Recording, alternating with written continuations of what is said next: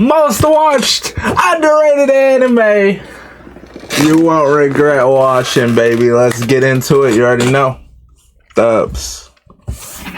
Hi guys, I'm back with another video. What it do? You watched every mainstream anime out there, and now I've watched a few, baby. Drier than a filler arc. Don't worry, I got you. Because today I'm dragging you into the world of underrated anime. The shows are fire, the fan base is tiny, and the budget screams. We did what we could. These anime don't have clout, but they've got vibes, trauma, and character. Let's see if we know a few, guys. Let me know if you know a few. So bless your soul with some hidden gems that deserve way more love. Alright, Number 6. Natsume's Book of Friends. Meet Takashi Natsume, a soft-spoken teen with big sad eyes and a cursed ability to see yokai. I've never seen this one. Wrong. The spirits either want to haunt him, hunt him, or hug him. There's no in-between. Turns out his grandma Reiko went around beating spirits in games and collecting their names in a magical notebook. All those spirits are pulling up like, hey, where's Reiko? We love Natsume's like, bro, I'm just trying to live. So what does he do? He goes around returning the names like some full-time ghost librarian while dodging angry spirits, making a few emotional friends, and occasionally sobbing under a tree. It's not loud or flashy. It's gentle, emotional, and calming, like sipping tea on a rainy day. It handles grief, loneliness, and connection in a way that hits you softly but deeply. You can jump into any season and it still makes sense. It's like spiritual comfort food. The animation is peaceful, the music is soothing, and the yokai designs are equal parts cute and nightmare fuel. If you want something that doesn't scream in your face or throw random power-ups every 5 minutes, but still hits you right in the feels with every quiet episode, this anime is a beautifully slow, low-key emotional gem. It won't change your life overnight, but it will make your soul feel a little lighter.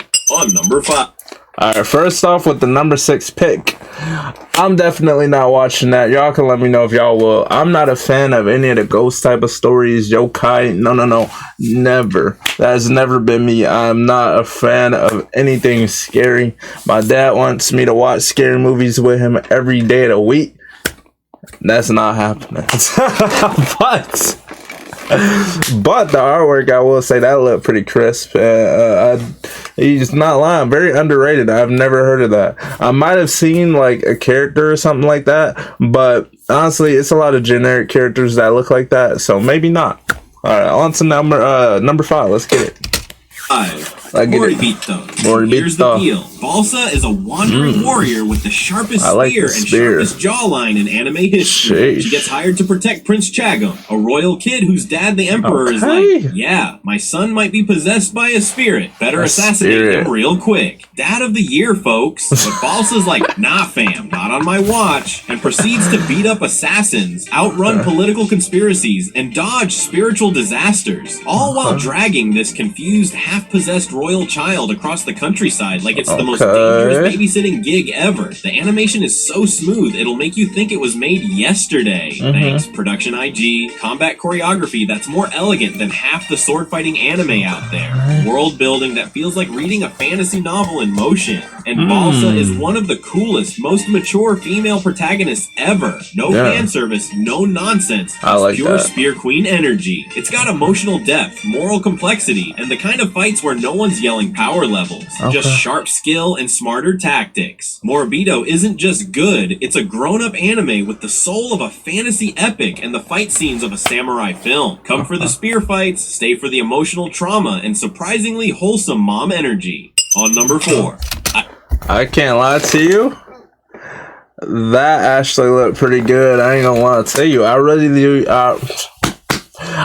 do love my back in the day, the history, the weapons and stuff like that, like spears, knives, just all in all axes, anything like that. I really love that. So when I seen the spear and I seen the animation and how clear it looks and how fluent the animation is, I was really hooked. I'm not gonna lie. And it's very different. I normally be seeing male characters who be doing all the the fighting and things. So when there's actually a female character doing that, I'm pretty interested. I'm not gonna lie to you. I like that. I like that a lot. Okay, I might watch that. Morbido. That sounds pretty clean too. I can't lie to you. Okay, on to the next one. ID Invaded. In this world, detectives don't just solve crimes the normal way. That's too basic. They literally dive into the killer's mind. A messy virtual world made out of pure chaos called the ID Well, where logic goes to die and physics forgot how to exist. Our main guy, Sakaido, a genius detective, dead inside, but stylish enough to rock a trench coat. And minor detail, he's also a convicted murderer. Yep, just your typical mentally unstable hero saving the day inside digital dream hellscapes. Inside these mindscapes, everything is broken, weird, trippy, and filled with puzzle pieces that represent the killer's thoughts. One second you're floating in cubes, the next second you're fighting a monster made of guilt and daddy issues. It's like CSI on acid. The mystery is juicy. You're always thinking 3 layers deep. The art style is gorgeous and glitchy in the best way. The twists are so wild they could make your head explode. Just like in the show, and the main villain is so smooth and chaotic, you'll hate him, but also kinda like him. It's short, just 13 episodes, but it delivers more brain-melting content than most 100-episode shows. It makes you question your sanity. It's like playing detective inside a Salvador Dali painting, while your conscience judges you in a trench coat. Number 3. Not gonna lie, that one was okay. I really like the main character design, but other than that, it didn't really sound that interesting. I'm not gonna lie to you. Mainly because of the fact that, like, I just think about stuff like, we're just fighting in your mind. So it's kind of like Genjutsu, and everything that happens in Genjutsu is just not in real life. You know what I'm saying? Like, that man, Kakashi was getting fucking all type of stuff happening to him in that Genjutsu world for 3 days.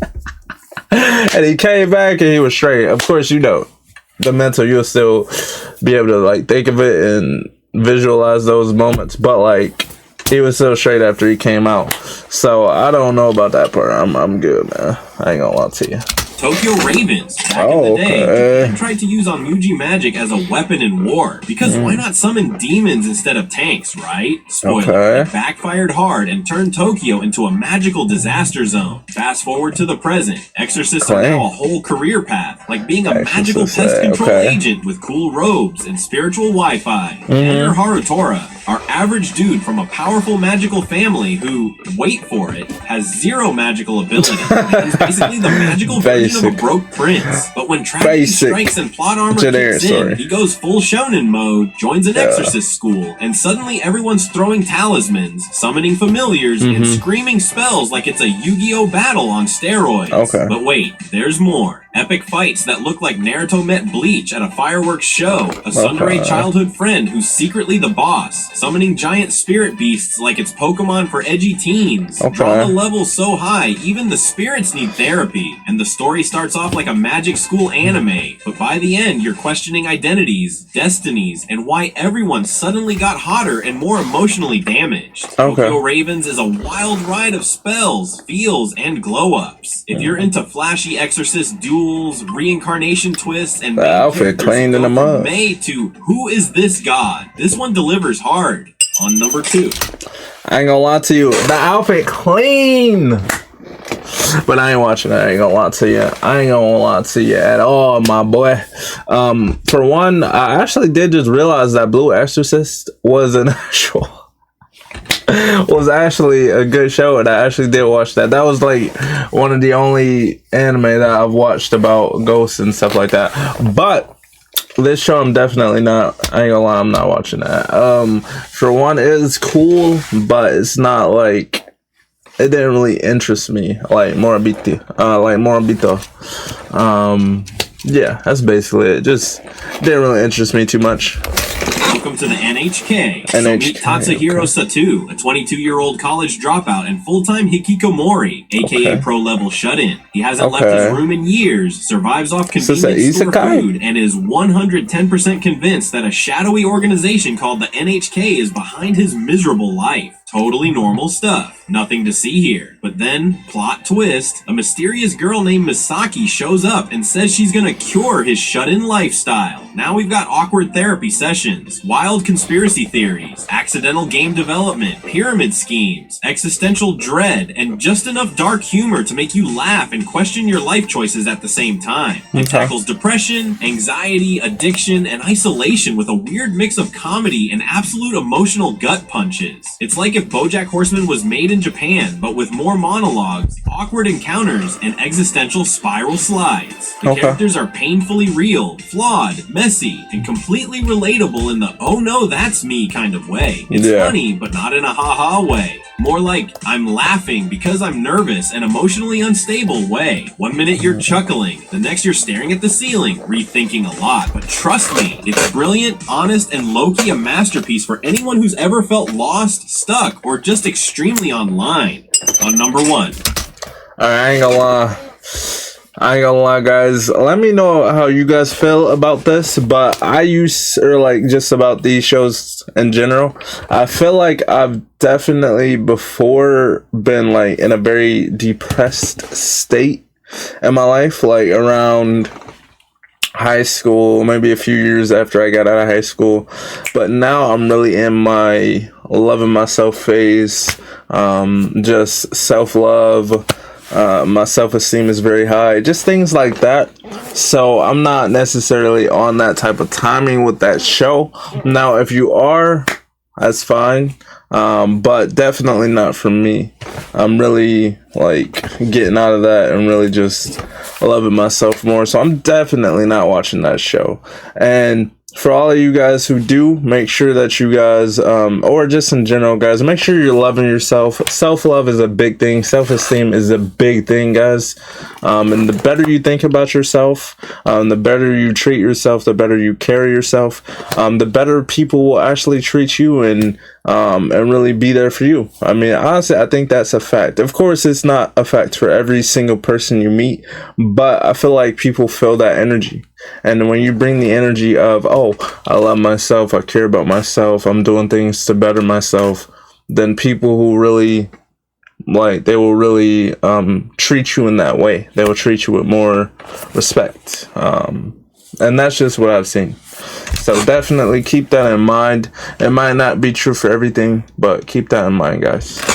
The Gray Man. Meet Alan Walker, a polite, white-haired emo boy with a cursed demon-slaying arm, a haunted eyeball, and a heart full of guilt and plot twists. He joins the Black Order, a squad of exorcists who fight creatures called Akuma, which are basically the devil's DIY project made from dead people's souls. Yup. It's creepy, emotional, and beautifully gothic. Meanwhile, the villains are absolute icons. There's the Millennium Earl, who looks like a rejected Monopoly mascot, but is literally the devil, and his squad of fashionable weirdos called the Noah Clan, who are serving evil energy and runway looks. It's goth vibes so strong, Hot Topic should sponsor it. Action that slaps harder than your mom when you talk back. Plot twists that leave you emotionally unstable, and music that makes you want to cry while fighting demons, which is the true anime experience, TBH. It is so good it'll have you watching 100 plus episodes non-stop. It's underrated as hell and honestly deserves a comeback with better animation and the respect of all shounen fans. It's got the story, the characters, the drip, and the gothic aesthetic to rival any top tier shonen. And there you have it. If you found something new to watch, make sure to smash that.